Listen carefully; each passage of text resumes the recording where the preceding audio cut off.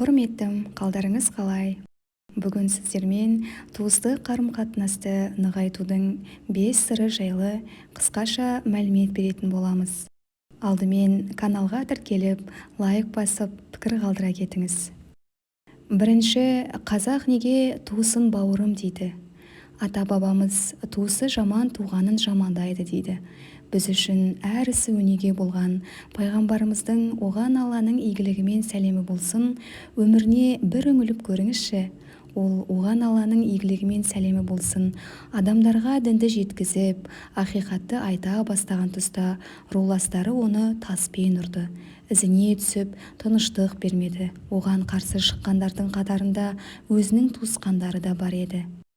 Алайда көркем мінездің иесі болған пайғамбарымыз оған Алланың игілігімен сәлемі болсын, көкесі Әбу Тәліп пен исламды қабылдамаған басқа да жақындарымен байланысын үзген жоқ.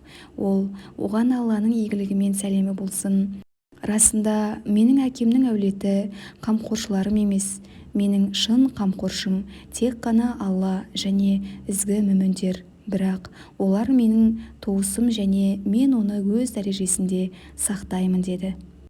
Демек, адам туысын таңдап алмайды. Біз жақындарымызбен олар бай не кедей, жақсы не жаман болғаны үшін емес, Алла бізді туыс қылып қойған үшін араласамыз. Қазақ неге туысын бауыр, бауырым, ет жақыным дейді деп ойлайсыз? Немесе неге бата бергенде басымыз аман, бауырымыз бүтін болсын деп тілек айтамыз? Себебі бауыр деген адамға ең жақын ағзалардың бірі. Туыс бауыр бүтін болса, елде аман, жұртта тыныш, мамыражай күн кешеді емес пе? Сондықтан жақындарымыздың жанын жараламай, ағайынды алаламай игілік істейік. Туысына игілік істеген адамның күнәлары кешіріледі. Бірде бір адам Алла елшісіне оған Алланың игілігімен сәлемі болсын келіп, мен үлкен күнә жасап қойдым, тәубе жасауға мүмкіндігім бар ма деп сұрайды. Пайғамбар оған Алланың игілігімен сәлемі болсын, сенің анаң бар ма дейді. Ол жоқ деп еді. Анаңа жақтан туыс әпкең бар ма деп сұрайды. Әлгі кісі иә дейді. Сонда Алла елшісі оған Алланың игілігімен сәлемі болсын, олай болса, оған игілік жаса деп кеңес айтқан. Туыстық қарым-қатынасты ұстанудың әдістері.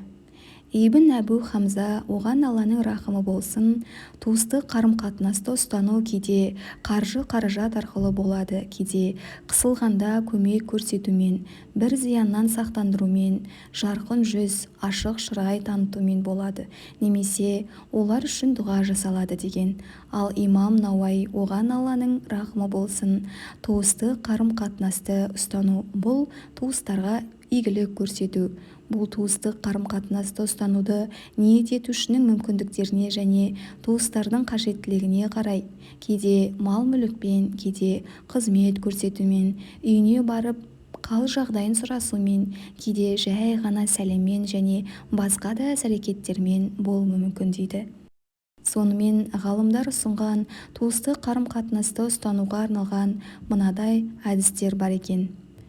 Үйлеріне барып қал жағдай сұрасу, сыйлық беру, мәселелеріне қызығушылық таныту, араларындағы жағдайы төмен жандарға көмек көрсету, үлкендерін құрметтеу, жағымды әрі мейірімді қарым-қатынас ұстану, үйге қонаққа шақыру, жетістіктері мен табыстарына қуану, қайғысы мен уайымына ортақтасу, олар үшін Алладан жақсылық сұрау, қызғаныш, көре алмаушылық сезімдерін жеңу, өзіңе қалағанды оларға да қалау, ауырған жағдайда жағдайларын сұрап бару, олар туралы жақсы ойлау, шақырса қабыл алу, ислам діні туралы насихат айту, Алланы үнемі естеріне салу, жақсылыққа шақырып, жамандықтан тыю, тағы басқалары.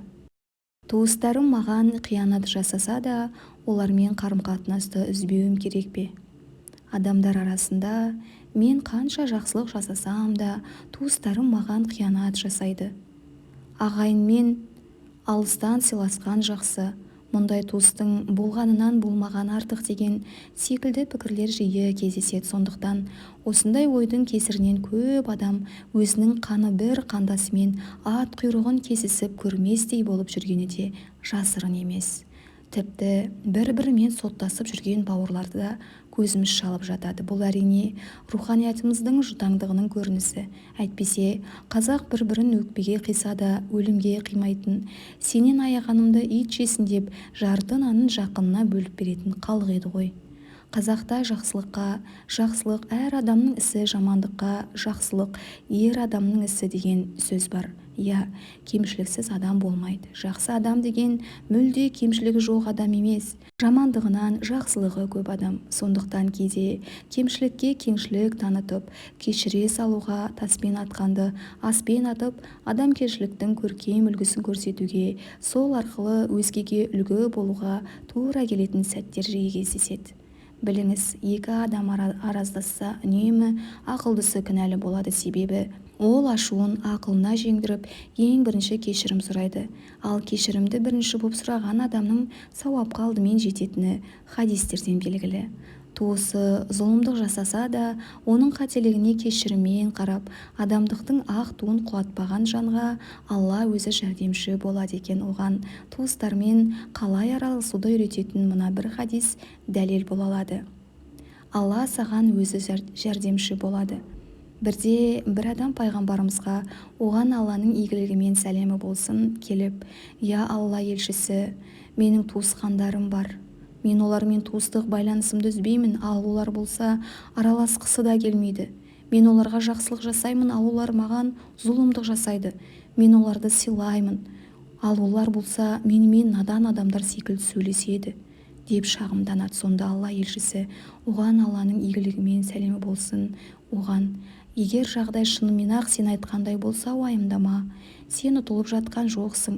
Керісінше Алла саған өзі көмекші болады», деген екен. Иә, туыстық Алла тағаланың рахымды сипатының атауынан туындаған туыстық.